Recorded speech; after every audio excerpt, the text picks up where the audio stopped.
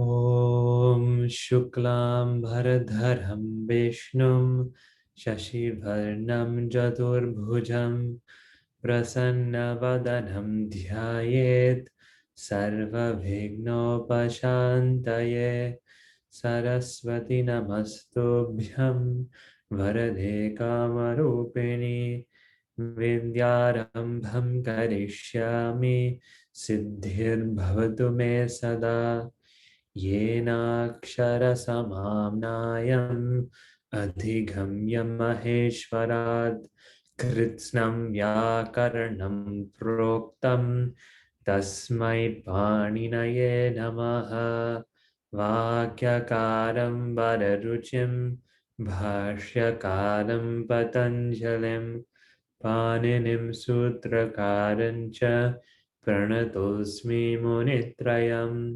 वागर्थाविव सम्पृक्तौ वागर्थः प्रतिपत्तये जगतः पितरौ वन्दे पार्वती परमेश्वरौ ॐ शान्ति शान्ति शान्तिः हरिः ॐ श्रीगुरुभ्यो नमः हरिः ॐ Namaste, welcome.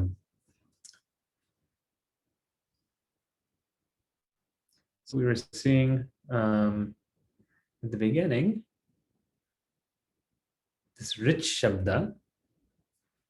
Before we do that, what I wanted to do is, this is we can chant our Maheshwara Sutra together.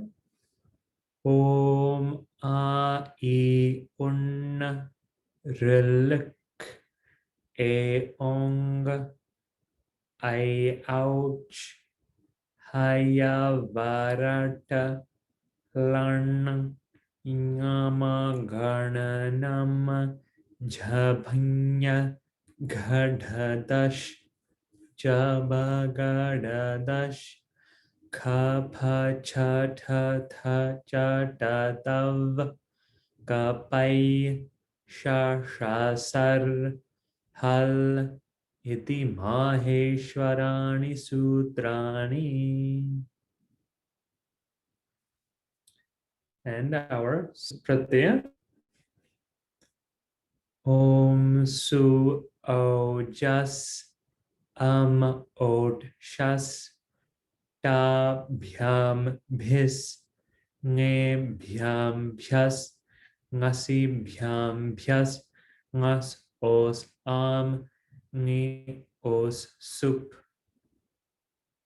Okay. And we're just looking at this rich shabda. So rich being a hymn or mantra. So this was a few weeks ago, 2 weeks ago, when we saw this rich shabda. So this is our, right, from our mantra, like Rig Veda, right? Or there's also a type of mantra, so Rig mantra. So you see that the Pratipadika is rich, but but when at the end of a pada, it can be ka or ga, right? You see that in some places. So in 1-1, Rik or Rig, Richo, Richaha, Richam, Richo, Richaha, right? We're just adding the Supratyaya, Su Ojas, except for the ones in black.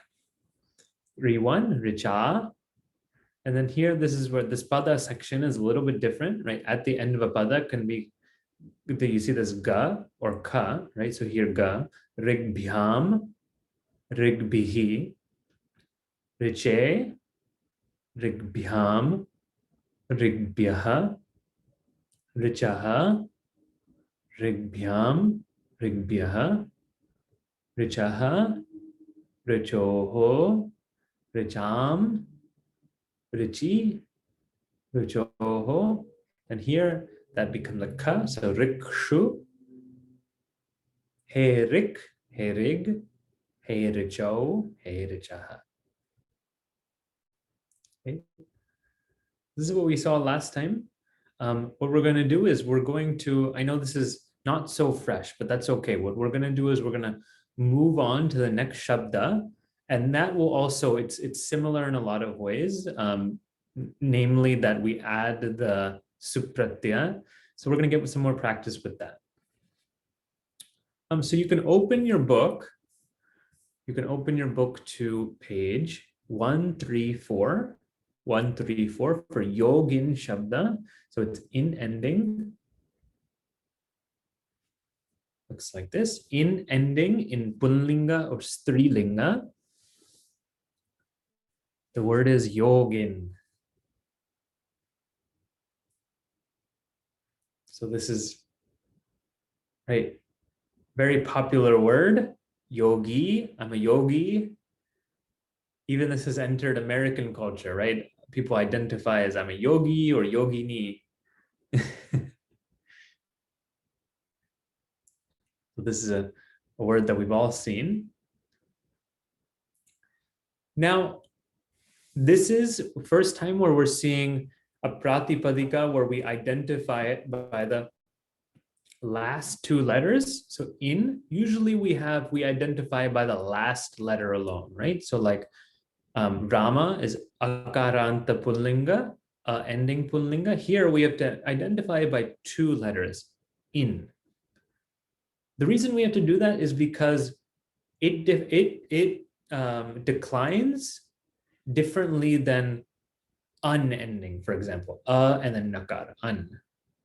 So see that like Atman or Brahman, that declines a little bit differently, similar, but differently. So we have to, this in, we can't just say na ending because there's other things which are na ending, which decline differently. We have to say it by the last two letters, in. So this is in Punlinga, Yogin. And the word Yogin is derived from the word yoga. And this really we'll see more in the next volume when we get there. But when we add yoga, the word yoga, and we add a suffix called in, the suffix in, meaning that it's that attachment, when we attach in to yoga, in means one who has blank. One who has blank. So thus yogin, yogin means one who has or one who is with yoga. So like we've heard the word swamin, right? Swami or swamini, right? That's the same in ending. That swam, that means the master. So one who has mastery. Swamin or swamini. Or we can say dhanin, right? One who has dhana, wealth. So that in says one who has blank. Okay.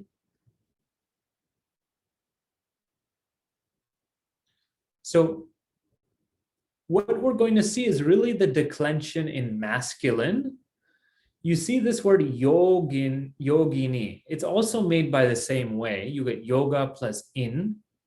But because it's feminine, we add an extra ikara. Okay, you get an extra ikara. And because of that, it'll decline like nadi. Nadi shabda. We've seen that before, nadi, right? So we can go back in our feminine, look at nadi shabda, and yogini will decline just like nadi. So really this what we're studying here is the masculine yogin, right? Because men are always more complicated. Masculine is a bit more complicated. No, it's not too complicated. We'll just see there's a few places where we'll have to look at some sandhi, but the sandhi is pretty straightforward also. Okay. So notice how there's only a few places that are bold in black. And this is kind of the general places which are always different. 1-1 is always a little slightly different usually. And this pada section, remember this section right here, all those, and then the 7-3 is called pada. It's the name for that section. It's called the pada section. So the pada section is slightly different. We have some changes that we don't see in other places. Pada, right? It's not, it's that grammatical term referring to these 6 and this one. So 7 places. Okay. So we have to pay attention to the pada section 1-1. Sambodhana, really not too much to do there, but yeah, we can look at that. Okay, so before we look at the complicated stuff, let's look at what's easy, right? What's easy is all the ones in gray. All we do is we have to add the sup pratyaya, su, ojas, otshas, dabhyam, bis. Okay. So what I'll do is I'll pull up this chart. You don't need to pull it up. You keep where you are. You're on page 134, Yogin, and you add it with me. You don't even need to look, right? So the 1-1 is a little bit different. So let's not look at that right now. Yogin plus O, yogino, right? Yogin plus us, that sakara becomes visarga. So yoginaha. Su, ojas, otshas. Okay, so yogin plus yoginam.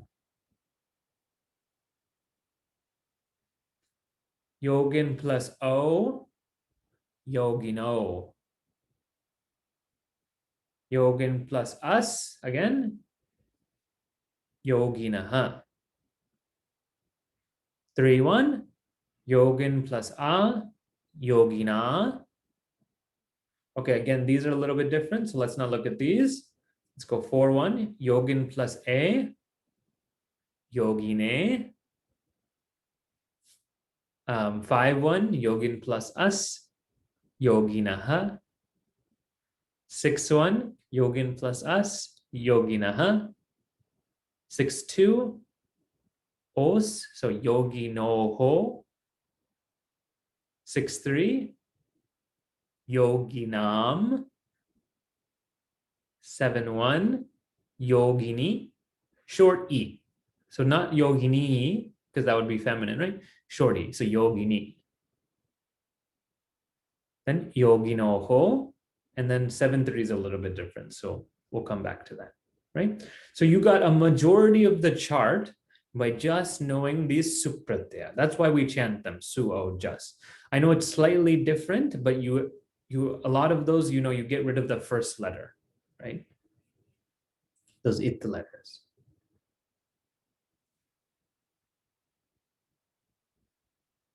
Okay, so now let's look at, right? Now that we saw all these ones, let's look at the ones that are involve a little bit more. So number 1, yogi. So now what happens is, let's see it. Yeah, it's over here. So this is also in your book. After I show this one, I'll take some questions. Okay, so yogin plus sa.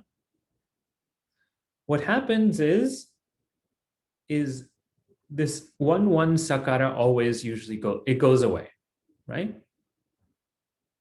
That sa of 1-1 is to be elided, right? It's to be removed. So now, but what it's done is it's given the status of pada. So this is pada, so yogin. Now notice how this e became long ikara. You see how it became long? Now this is a peculiarity of in-ending pratipadika. That in 1-1, the penultimate e is elongated. Okay, penultimate means the second to last letter. Penultimate doesn't mean the last, it means the second to last. So it's a fancy word for second to last, right? So the second to last ikara, so I mean the second to last letter, which is ikara, becomes dirgha, becomes elongated. So it becomes Yogin. It becomes Yogin. And for this, there's a sutra, this last one. At the end of a pada, this last nakara, pratipadika, is elided. It's removed. So that nakara goes away, it's just yogi. So that's why people say, I am a yogi. Aham yogi.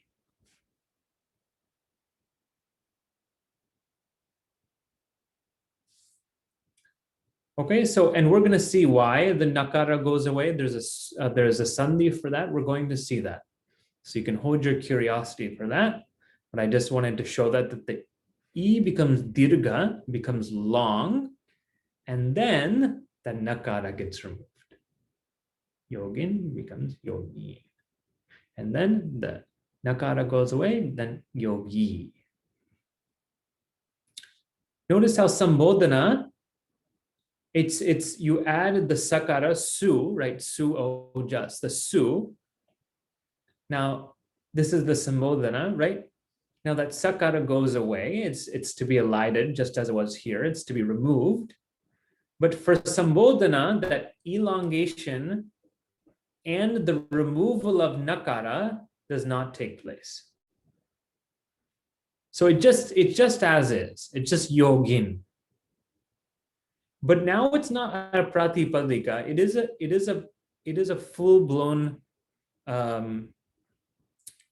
it is a full-blown subanta, because the soup came and then it went. Even though it went, it still gave the status of pada, subanta, and then it went away.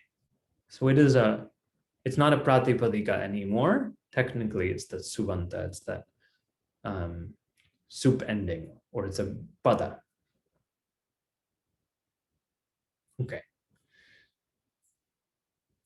So there's a question. I know Hariprasadji, you have a question. Let me, you can go ahead and unmute yourself. Mahodaya, you said the highlighted words, you called it as pada? Yes. So not just these 6 and this 1. Sorry, these 9. Sorry, 3, 6, and then 1. So 7. Yeah. So those 7 are called pada. Yeah. Where is it explained in the book? It's called all this, the pada and all that. It is explained a little bit earlier, right at the beginning of the consonant ending. I'm just pulling it up here. At the beginning of the consonant ending section, there's a discussion about this. And it tells you that section is called pada. So let me find the page number if I can find it. It is, okay, page 127. Page 127.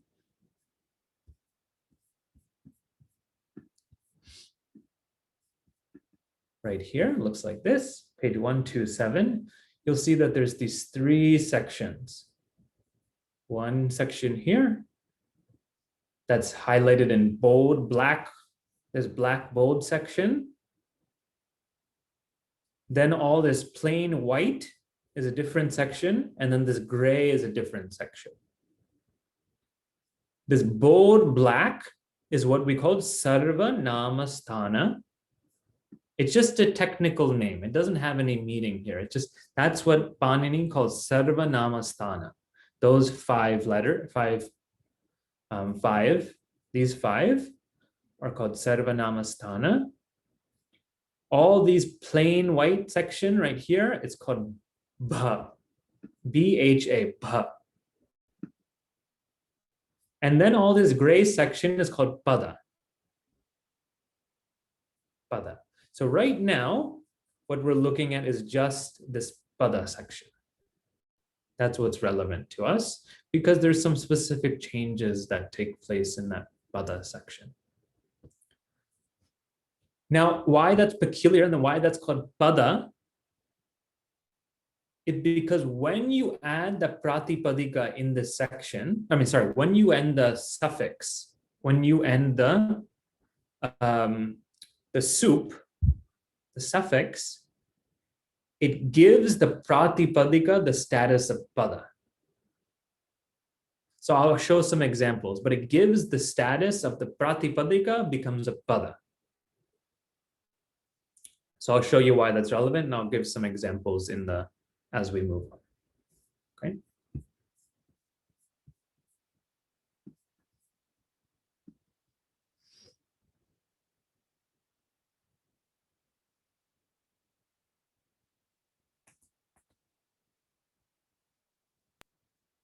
Okay. So we're coming back to our page 134.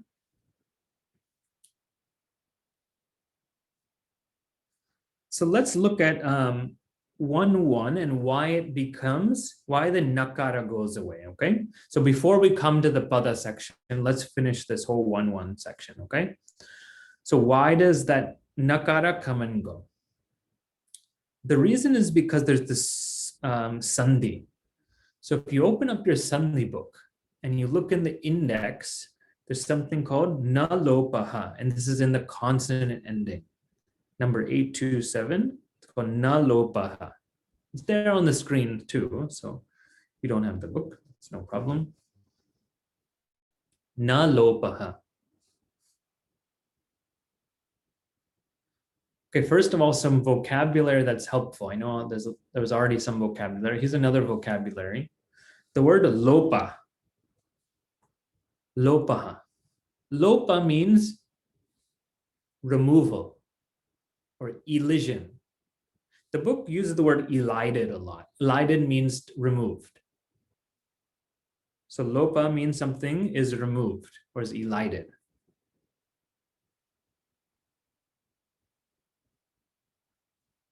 So what is going to be elided or removed? Nakara.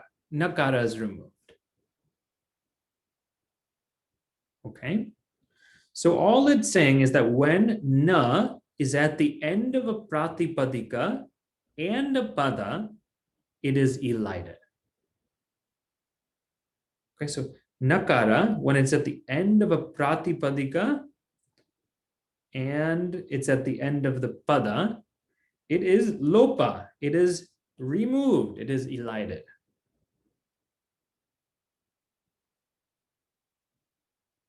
Okay, so it's gone. So for example, right, we saw yogin, we have sakara, sakara is removed, it's elided. And then we just saw is that penultimate ikara becomes long, right? Yogin. And then because of this, we have a nakara, yogin, we have a nakara, which is at the end of a pratipadika and at the end of a pada. The end of this pada is na, which is also the end of the pratipadika. Thus, this nakara is lopa. It's removed. So it just becomes yogi.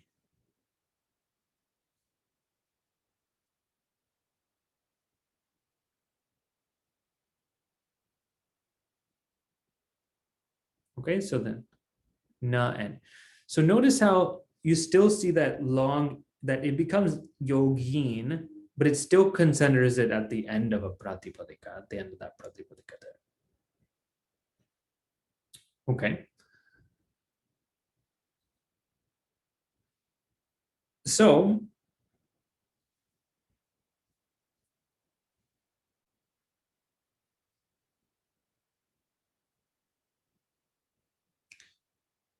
now we see this now in one more place, and this is in that what we call the pada section. Okay. So I don't mean to jump back and forth, but I'm just you can say there in the Sandhi book. I just want to show you here in the book 1, okay? But you can say there in the Sandhi, we're going to come right back. In the pada section, remember I said that section in that middle, 3233, 4243, 253 and 73, that pada section,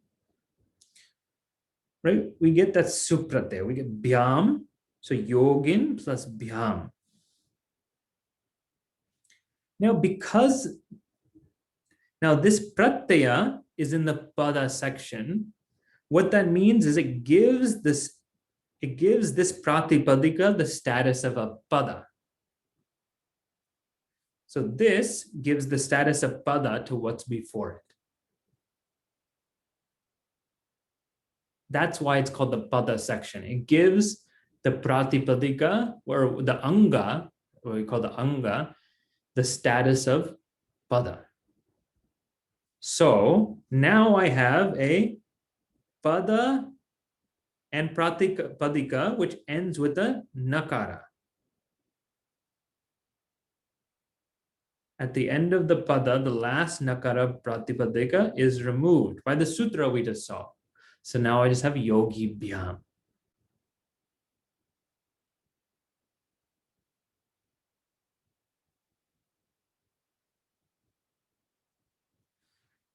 This one also, if we see, so then we can see the whole pada section, right? Yogi bhyam, yogi bihi. So the nakara goes away, right? Yogi bhyam, yogi bhyaha, yogi bhyam, yogi bhyaha. That E does not become long. The E is only long in 1-1. Okay. And now 7-3, right? The 7-3 is also part of that pada section. So su. This gives the status of pada to what's before it. So now I have a na, which is at the end of a pada. At the end of the pada, the last na of pratipadika is elided, is removed. So just yogi su. Su becomes shu because of it's preceded by inku, right? Murdanya sandhi. So sa in the suffix becomes murdanya shakara, shanmuksha. So this is the final form of 7-3 yogi shu.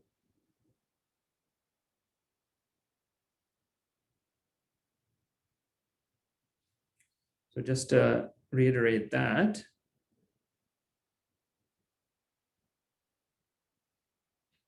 it's the same thing. Here the word is atman, but the same thing applies, right? Atman plus bhyam. The anga, which is followed by bhyam, gets the status of pada. Thus, atman here is a pada. The end of this pada is nakara, which is also the end of a pratipadika. Thus, this na is to be elided. So then it becomes atma bhyam.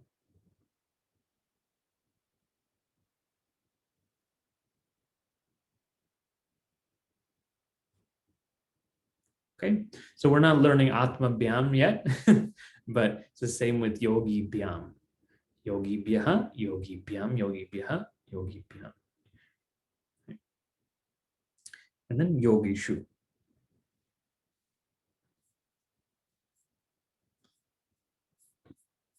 Okay, Hari Prasad ji, I know you have one more question. You can go ahead and unmute yourself.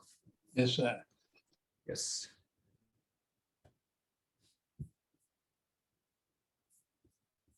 Oh, you're muted. 1 second, let me. Okay. There we go. There, Okay. perfect. So two conditions has to be satisfied. The nakara should be at the end of the pratipadika and also should be at the end of the pada. Mm-hmm. So I can't use, say for example, use the word jnana because jnana is a napumsakalinga word, where in the pada section,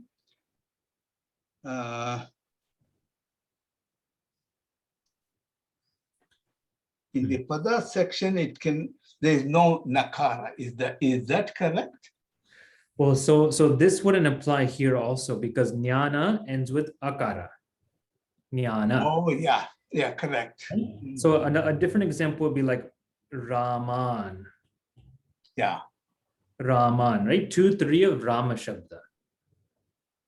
Now this nakara is at the end of a pada.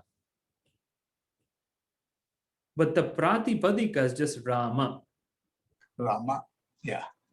So it's not at the end of the pratipadika. Okay. So that's why na stays there. Okay. Na is not lopa. Yeah. So that's the condition. Right. Dhanyavada. Got it.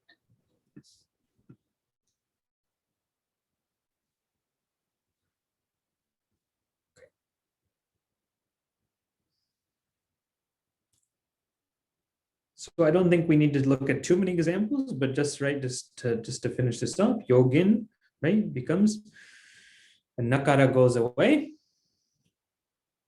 But then the e first elongated, so yogi, right? Yogi.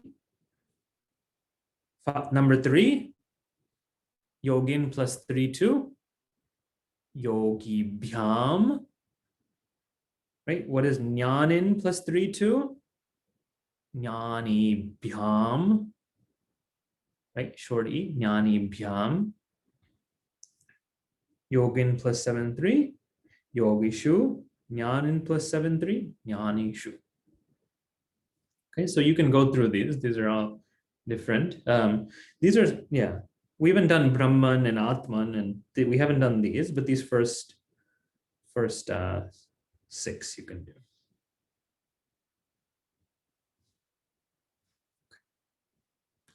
So our time is almost up. Now, so we've seen now this whole chart. One thing we do need to be careful of, and there's a note about this, is that for some pratipadika, natva sandhi takes place. Okay? Natva sandhi.